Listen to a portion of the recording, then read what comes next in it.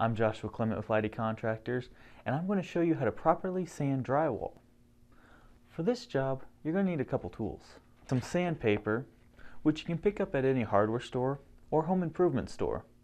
Make sure that you get the fine, if it's a light sand, or the heavy grit, if you got a lot of sanding to do. And a sanding block. Make sure you pick up the proper sandpaper for your type of sanding block. They also have sanding sponges for drywall.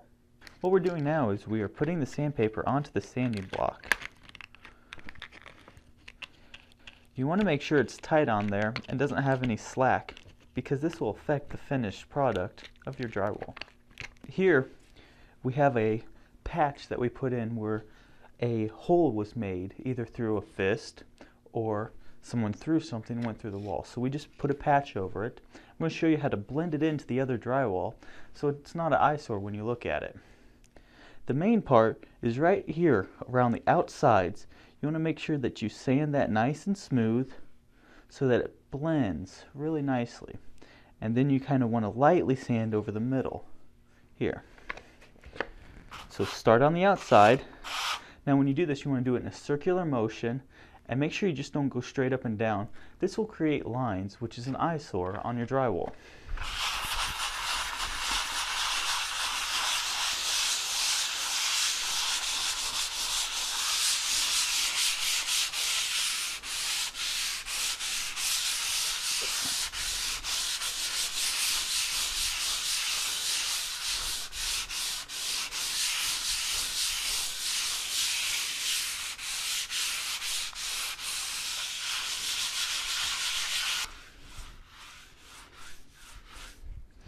Now, if you have a lot of sanding to do in a small area, you might want to wear a face mask.